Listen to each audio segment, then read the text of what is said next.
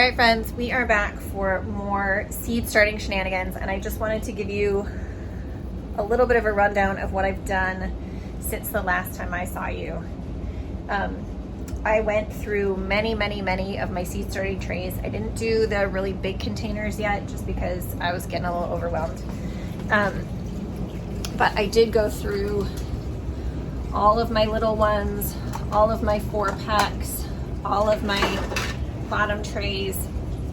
We got them all washed up really well and bleached. I did bleach them. We've had some problems in the past with mold and mildew, and I just don't feel like dealing with that this year. So I got everything cleaned up and bleached, and today we get to start flowers. So I'm gonna take you along for that ride. Give me a sec.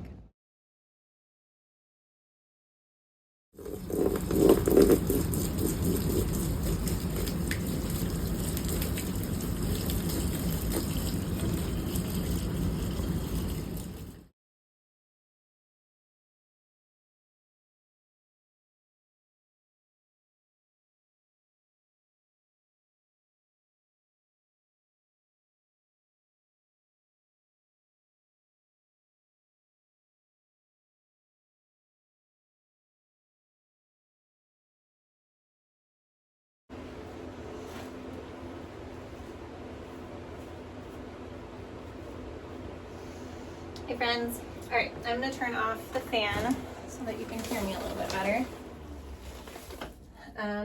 We are in our cooler seed starting room, which is where the onions are. I just have a little bit more space in here. And I had those 2 blocks of cocoa coir in here with lots and lots of water, and they didn't completely dissolve, but that's probably plenty. This bucket over here, where I'm going to put the extra little pieces of this, currently has a little bit of wood ash, a little bit of worm castings, and a little bit of lead meal, which I'm going to mix in here. And then I'm going to add some of that compost that we were using before. And I think this is just going to be a little bit drier. If I had vermiculite and perlite, that would be a really smart thing to add at this stage, but I do not have, well, I have some very coarse vermiculite that I got for the sweet potatoes, but that is too chunky for this application. So we're just gonna go with this for now. And this is the starting mix that we're gonna use. This was, and that was probably about half a bag of that Vermont compost. So this was already harder than I expected it to be because I just had to go through, and I can only use so many of my seed starting trays for flowers because I really do grow quite a bit of vegetables. And we've already run out of broccoli for the year and almost out of spinach for the year. So I do need to save lots and lots of room for vegetables because there are things that we go through a lot of that we did not grow enough of last year. We could probably cut back on the tomatoes, but it's so much fun to grow tons and tons of tomatoes that just makes me sad. All right, so I'm just gonna get these trays filled up and I'll show you what we're planting.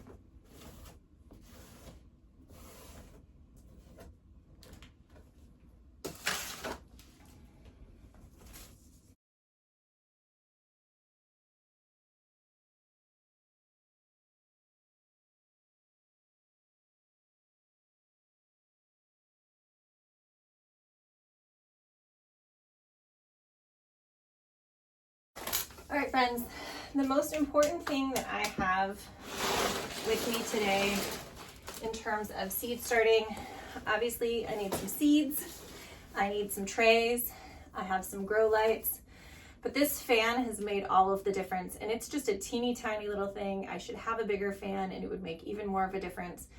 But I got a lot of damping off and a lot of failure to thrive in these plants before I got a fan. Last year was the first time I had a fan. We used this Vermont compost, and things have just grown much, much better since then. So let's see if I can set this up so you can see what we're doing here. We have a trillion kinds of flowers today. I will sweep this floor when I'm done.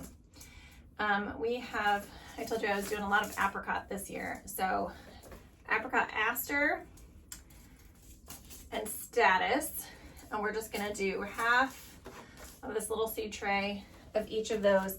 Now, almost all of the seeds that I'm planting today are very, very, very tiny. So I am going to be very, very gentle. They are just gonna go sort of soil, surface sown.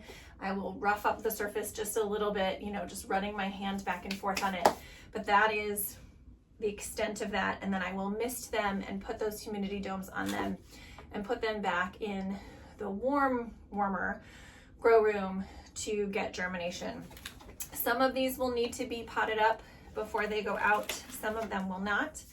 And my goal really is just, I love to have the beauty of the flowers in the garden, but also I need the room for vegetables. So we're only allowed a little bit, which is making me a little bit sad right now. I am gonna plant just 2 little plants of chamomile. I'll put a couple seeds in each. I got some seeds from a butterfly bush from one of my garden neighbors. So we're gonna try and grow a couple of those. Those grow huge, huge, huge, huge, huge. So not too many of those, just a couple of those. Another one of my garden neighbors had some other seed. I don't even know what it's for, but it was a very pretty flower that the butterflies also liked. It was also very, very tall, so we're gonna plant 2 of those. We have some 4 o'clocks. I really like 4 o'clocks, I know, but I'm in a place where really they do die off pretty regularly. So I am gonna plant a few 4 o'clocks this year. They didn't grow nearly as well as I expected them to last year. Maybe they will self-seed in that same area, and that would be lovely. I am gonna grow a few celeriac, probably just 1 little 6-pack of celeriac. And I'm gonna grow 2 little 6-packs of celery. I probably should have started all of these when I started my onions, but I didn't. I'm gonna do a 6-pack of celosia in a yellow color. I will see if I can find a picture to stitch in here for that. And a red, I had some, and these were saved seeds from plants we grew last year. And then this next tray, this tray is gonna be all snapdragons and poppies. The poppy plants that I grew last year were huge, prolific, self-seeded everywhere, and will probably be popping up all over my garden. So I am gonna stick with just 1 row of 18. So 1 row of 18 on the poppies, and then the rest of this is gonna be snapdragons, because I didn't realize how much I like snapdragons, but I really do. So we're gonna grow lots and lots of snapdragons. I have a bunch of different colors. And then a row of straw flowers.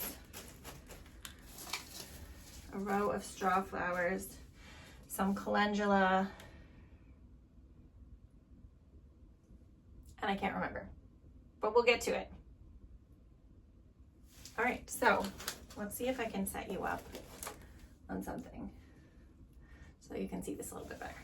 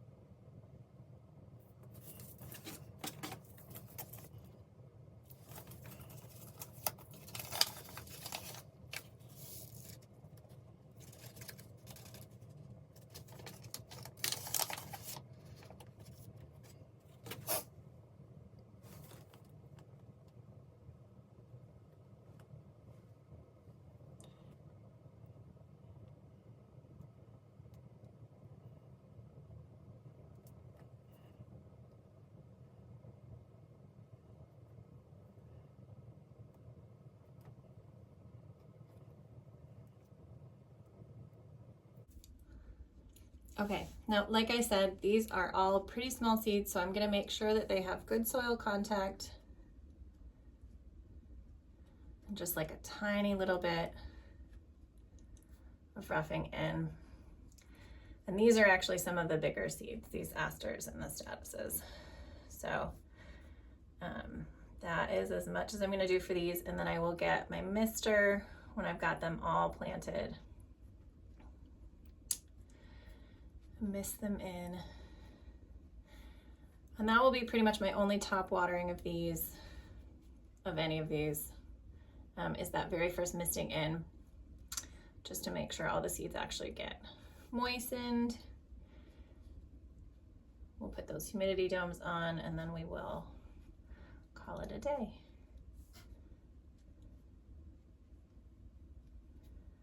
But I will try to get good pictures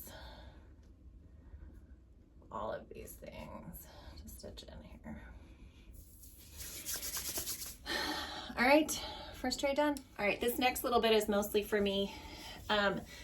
We are gonna do the orange snapdragons that I had last year, which were beautiful. This is just a mix of snapdragon seeds that I saved from last year.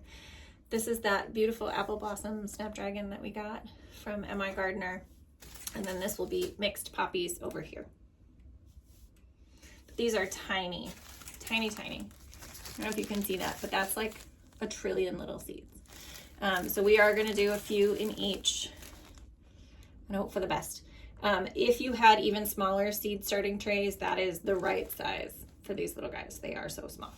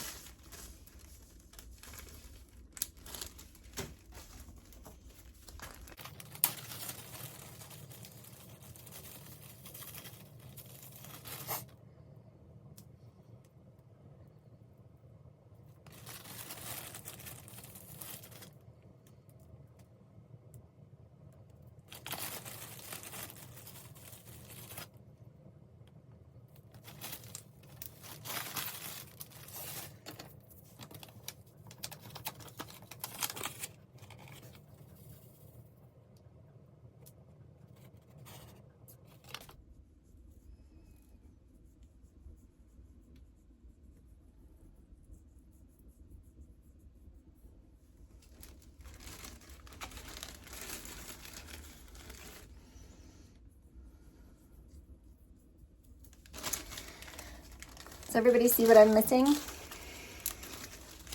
That's right, labels. All right, gonna go grab some labels.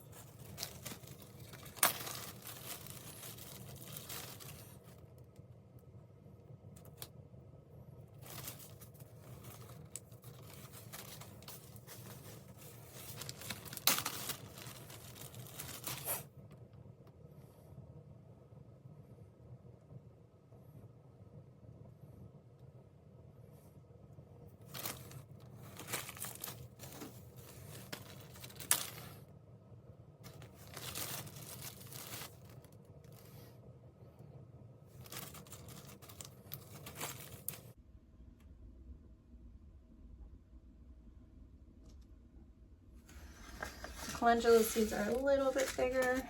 This is a beautiful, it says pink surprise. It looks orange on the package. It's somewhere in between. But it grows really vigorously and really well. I keep meaning to make some salves out of my calendula. I've got a bunch dried up, but I have yet to get around to that. Someday, I'm going to retire early. And just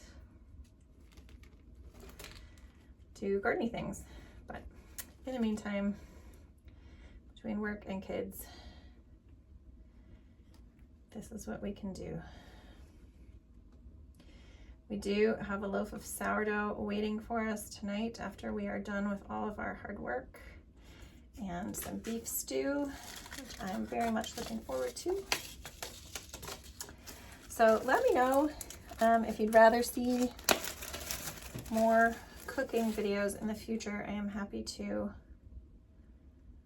do more of those. I have so far mostly just done preservation videos as far as cooking is concerned.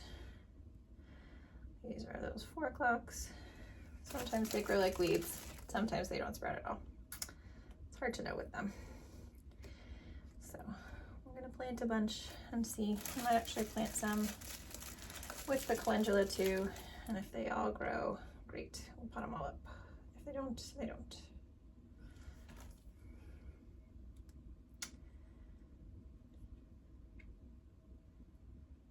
So 4 o'clocks, morning glories, moonflowers, they're all varieties of the same vining plant that in southern parts of the country literally grow like weeds and are very difficult to control, but in my area of the country are difficult to make grow. All right, I had a tiny little bit of stock left that I was going to plant with these straw flowers. These again are straw flower seeds that I just saved from this past year, so I don't know how well they will germinate, but we are gonna give them a go. I'm just making tiny little indentations because they do have their poofs on them still. So I'm gonna see if we can get them to stay in their soil and not in everybody else's.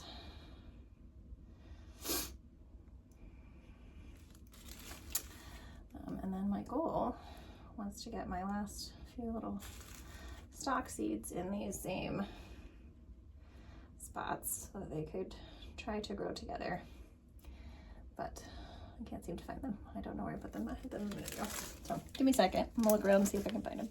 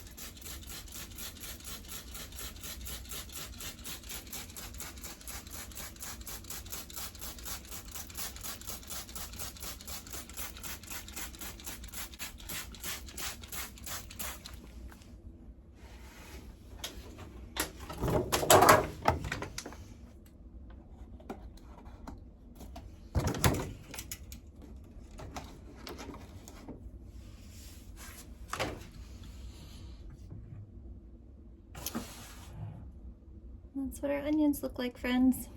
All right, we'll be back when all this starts growing.